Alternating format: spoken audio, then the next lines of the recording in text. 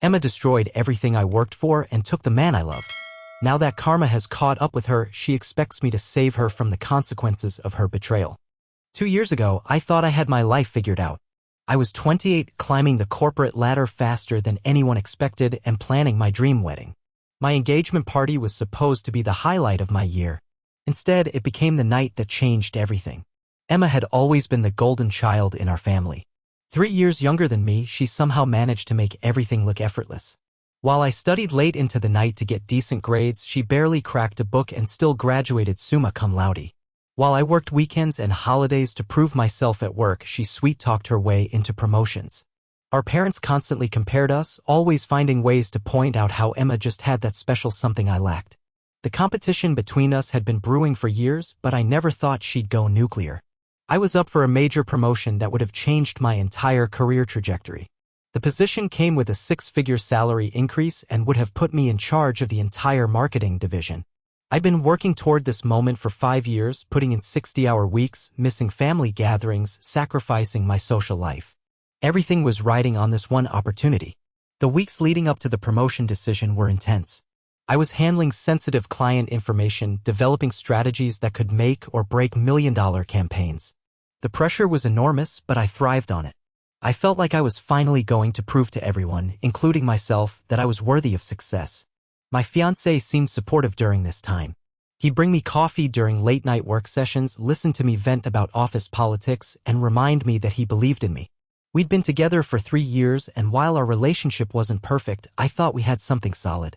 He was charming, ambitious, and knew exactly what to say to make me feel better after a rough day. The engagement party was held at my parents' house. Emma had insisted on helping with the planning, and I was grateful for her support. She seemed genuinely excited about my upcoming wedding and career advancement. She helped me pick out the perfect dress, arranged the flowers, and even gave a beautiful speech about how proud she was of me. Looking back, I should have known something was off. Emma had never been one to celebrate other people's successes without finding a way to make it about herself. During the party, I noticed Emma and my fiancé talking in the corner for what seemed like hours. They were laughing and seemed to be having an intense conversation. When I approached them, they quickly separated and both claimed they were just discussing wedding planning details. Something felt wrong, but I pushed the feeling aside. I was paranoid from work stress, I told myself. I was reading too much into innocent interactions. The next morning, I woke up to 17 missed calls from my boss. My stomach dropped before I even listened to the voicemails. Confidential client information had been leaked to our biggest competitor. Strategies I developed over months of careful research were being implemented by the rival company. The leak was traced back to my computer, my login credentials, my access codes. I was fired on the spot. Not just fired, but escorted out of the building like a criminal. Security watched as I packed my personal items into a cardboard box. Colleagues I'd worked with for years avoided eye contact. The humiliation was crushing. Worse than losing the job was losing my reputation. Word spread quickly in our industry. I was branded as untrustworthy, someone who couldn't be relied upon with sensitive information. 2 weeks later, Emma got the promotion at her company that she'd been casually mentioning for months. Suddenly, she was making more money than I'd ever earned, living in a downtown apartment with floor-to-ceiling windows, posting photos of expensive dinners and weekend getaways on social media. But the real knife in the back came 3 months later. My fiancé set me down for what I thought would be a supportive conversation about my job search struggles. Instead, he told me he'd been thinking about our relationship and realized we weren't compatible. He said the stress of my career setback had changed me, made me bitter and difficult to be around. He claimed he needed someone more positive in his life, someone who could match his energy and ambition. I was devastated but not entirely surprised. Losing my job had made me withdrawn and anxious. I'd been snapping at him over small things, spending entire days in bed, feeling sorry for myself. I thought he was just tired of dealing with my depression and uncertainty about the future. 3 weeks after he moved out, Emma posted a photo on social media. She was wearing a stunning red dress, laughing at some upscale restaurant.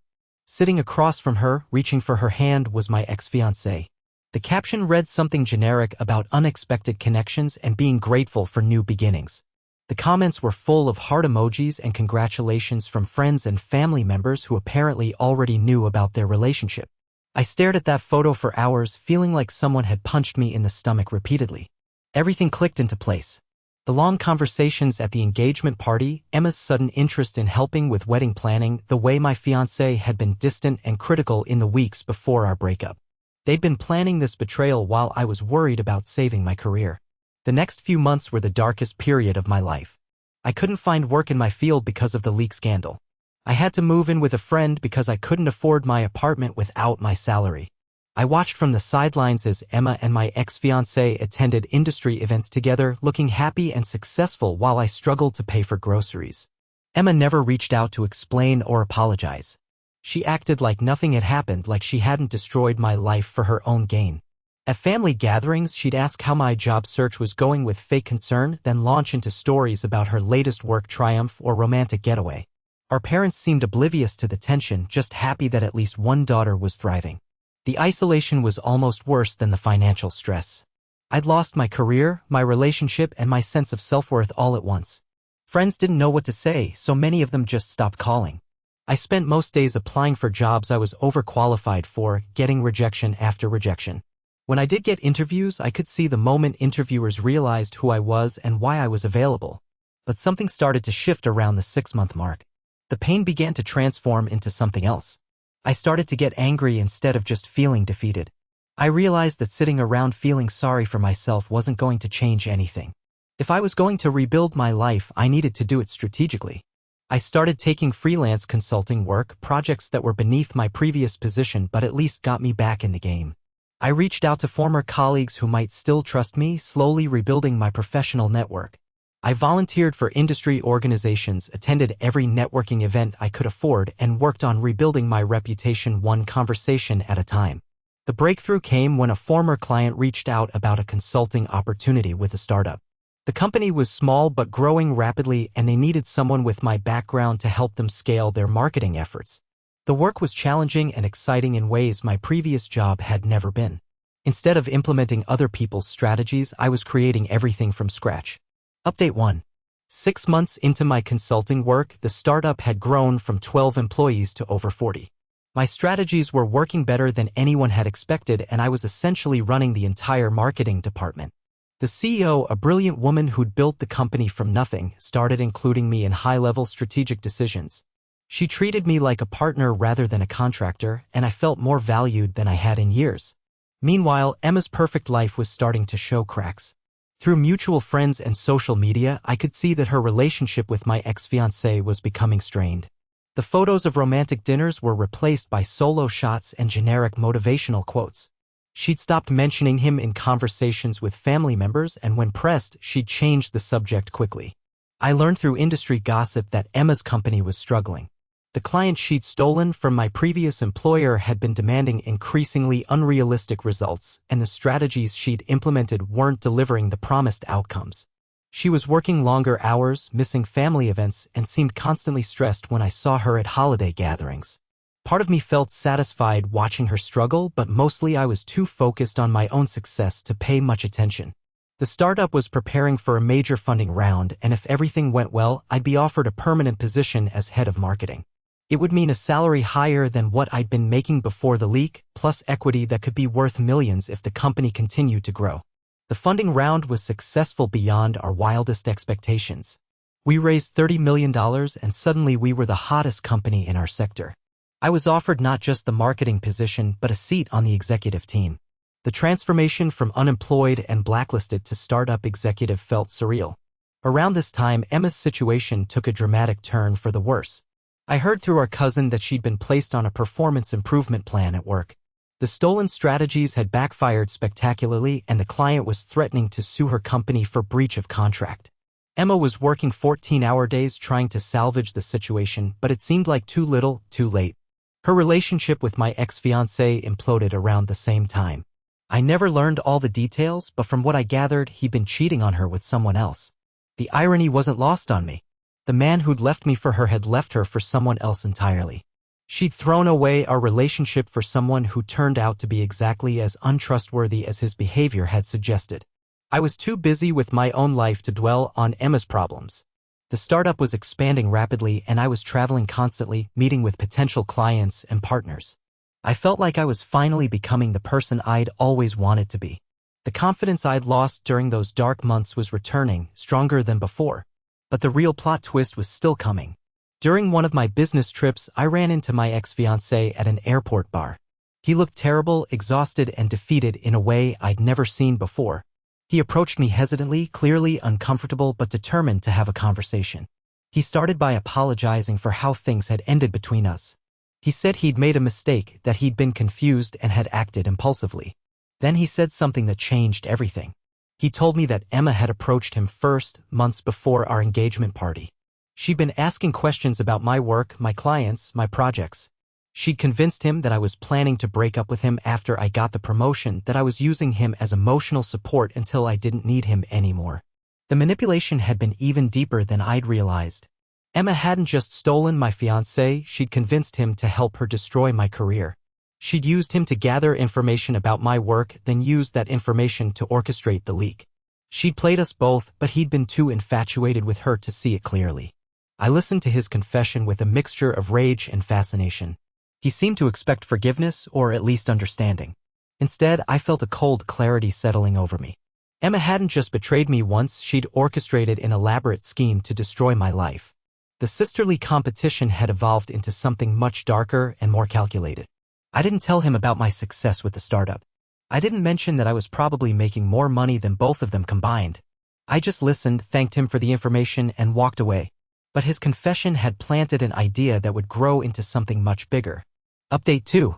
The next 18 months were a whirlwind of professional success and personal planning. The startup was acquired by a major corporation for $200 million. My equity stake meant I was suddenly wealthy beyond anything I'd ever imagined. More importantly, the acquisition came with an offer I couldn't refuse. The acquiring company wanted me to lead the integration process and eventually take over as CEO of the combined marketing division. Meanwhile, Emma's career was in free fall. The performance improvement plan had failed and she'd been let go from her company. The industry was small enough that word of her failures spread quickly. She was having trouble finding new work, and when she did get interviews, the results were disappointing. She'd moved back in with our parents, ostensibly to save money while she figured out her next steps. I was in a position to help her, and everyone expected me to. Our parents kept dropping hints about how families should support each other through difficult times. They didn't know the full extent of what Emma had done to me, but they knew she was struggling while I was thriving. The pressure to be the bigger person was enormous. But I'd been planning something else entirely. My ex-fiancé's confession had given me information I could use, and my new position gave me the resources to act on it. I started investigating Emma's previous work, looking for patterns and connections.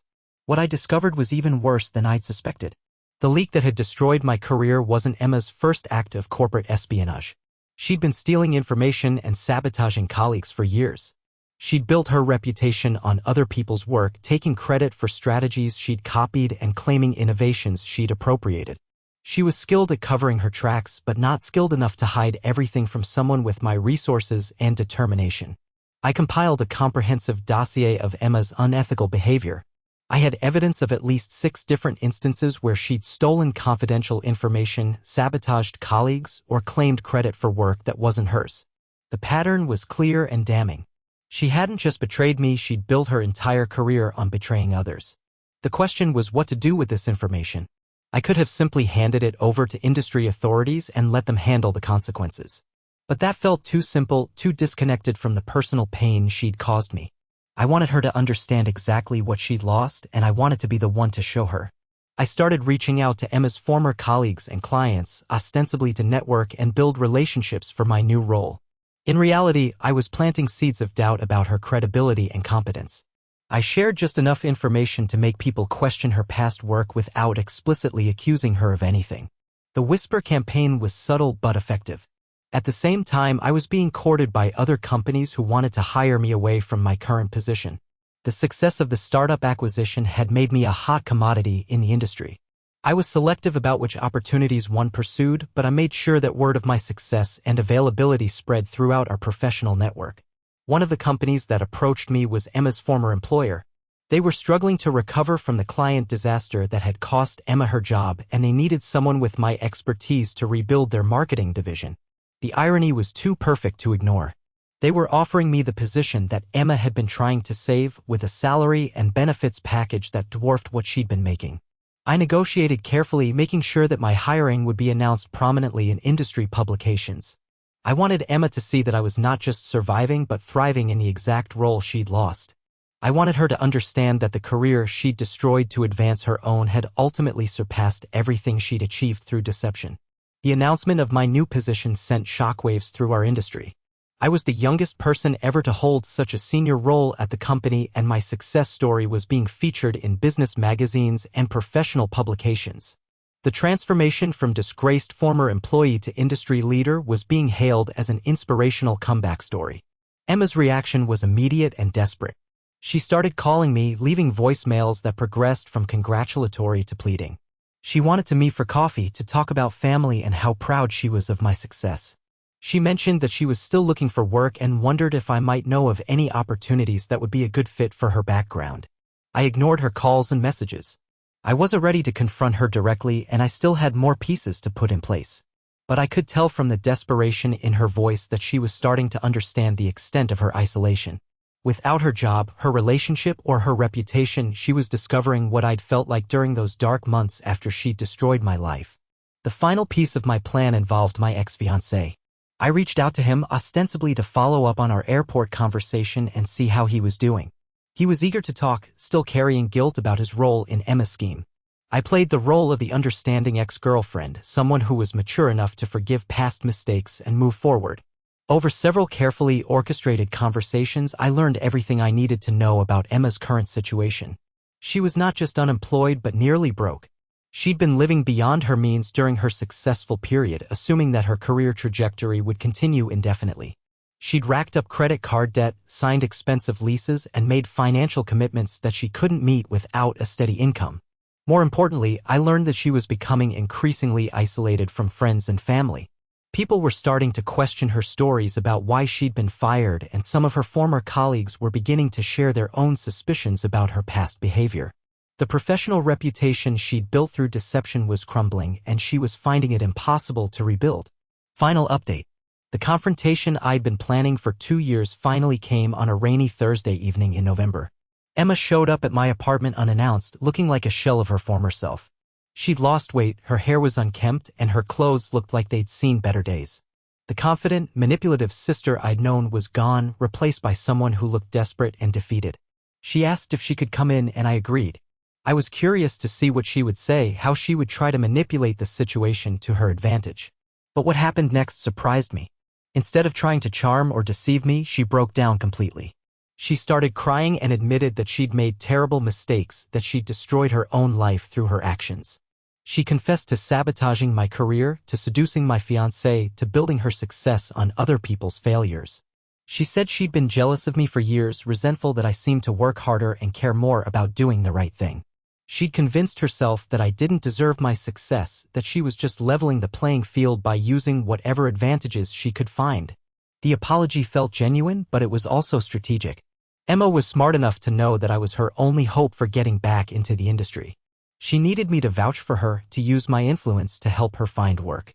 She was betting that family loyalty and my forgiving nature would override my anger about her betrayal. I listened to her confession without saying much. I let her talk, let her explain her motivations and express her regret. I could see that she genuinely believed her apology would be enough, that admitting her mistakes would somehow erase the consequences of her actions. When she finished talking, I sat quietly for a long moment. Then I told her something that made her face go white with shock. I explained that I knew about her pattern of unethical behavior, that I'd been investigating her actions for months. I detailed every instance of theft and sabotage I'd discovered, making it clear that her betrayal of me was just one example of a much larger pattern. But that wasn't the real revelation. The real shock came when I told her that I'd been orchestrating her downfall for over a year. The leaked information that had destroyed her career, the whisper campaign that had damaged her reputation, the systematic destruction of her professional network, I'd been behind all of it. I explained how I'd used my new position and resources to slowly dismantle everything she'd built through deception. I'd fed false information to people I knew would share it with her, knowing she'd try to use it to her advantage. I'd strategically positioned myself to take over roles she'd lost, making sure she understood that I was not just surviving but thriving in her absence. The look on her face was everything I'd hoped for and more. She went through disbelief, anger, and finally a crushing realization that she'd been outmaneuvered completely. She'd thought she was the master manipulator, but she'd been the one being manipulated for months. But I wasn't finished yet. I had one final revelation that would complete my revenge. I told her about my conversations with our ex-fiancé, how I'd been using him to gather information about her situation. I explained that his confession at the airport had been the catalyst for everything that followed, that his guilt and desire for redemption had made him the perfect unwitting accomplice. Then I revealed the ultimate twist. I'd been recording our conversation and I had everything I needed to ensure that she would never be able to rebuild her career in our industry. Her confession to sabotaging my career, combined with the evidence I'd already gathered, would be enough to have her blacklisted permanently. Emma's reaction was immediate and visceral. She lunged at me, screaming about how I'd destroyed her life, how I was a monster who'd planned everything from the beginning. I calmly reminded her that she'd thrown the first punch, that everything I'd done was a response to her betrayal. She'd started a war and I'd simply been better at fighting it. The truth was more complicated than that, but I wasn't interested in moral complexity at that moment. I'd spent 2 years planning this confrontation and I wasn't going to let her turn it into a debate about who was the bigger villain. She'd made choices that had consequences, and those consequences had finally caught up with her. As Emma stormed out of my apartment, still screaming threats and accusations, I felt a strange mixture of satisfaction and emptiness. The revenge I'd planned for so long was complete, but it didn't feel as good as I'd expected. I'd won, but winning had required me to become someone I didn't entirely recognize. The next few weeks brought the final chapters of the story. Emma's recorded confession found its way to industry publications and professional organizations. Her admission to corporate espionage and sabotage made her unemployable in our field, exactly as I'd intended. She had no choice but to leave the city and start over somewhere else, in a different industry where her reputation couldn't follow her. My ex-fiancé also faced consequences for his role in the original betrayal. When word spread about how he'd helped Emma steal confidential information, his own career suffered. The company he worked for valued trustworthiness above all else, and his involvement in corporate espionage made him a liability they couldn't afford to keep. As for me, I got everything I'd wanted and more. I was running a successful company, making more money than I'd ever dreamed of, and had successfully destroyed the people who'd betrayed me. But the victory felt hollow in ways I hadn't anticipated. The person I'd become in pursuit of revenge wasn't someone I was entirely proud of. The final irony came 6 months later when I was offered the CEO position at one of the biggest companies in our industry.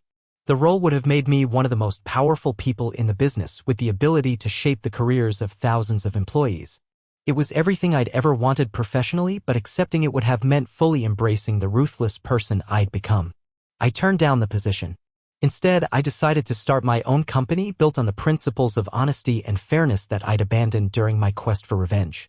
I wanted to prove that success didn't require destroying others, that it was possible to build something meaningful without sacrificing your integrity. Emma never reached out to me again. I heard through family that she'd moved across the country and was working in a completely different field. She'd married someone she'd met online and was trying to build a quiet life away from the industry where she'd caused so much damage. Our parents never learned the full truth about what had happened between us, and I decided to keep it that way. Looking back, I'm not sure if what I did was justice or just elaborate revenge. Emma had certainly deserved consequences for her actions, but the systematic destruction of her life went far beyond what was necessary to protect other people from her behavior. I'd become the kind of person who could plan and execute such a comprehensive betrayal, and that transformation was something I'd have to live with forever. The experience taught me that revenge might be satisfying in the moment, but it changes you in ways that are hard to undo. I'd gotten everything I'd wanted, but I'd also lost something important about who I used to be. The innocent person who'd been betrayed at that engagement party was gone, replaced by someone much more calculating and ruthless. In the end, I had to decide whether the person I'd become was someone I could live with. The jury was still out on that question, but at least I was finally asking it. And maybe that was enough.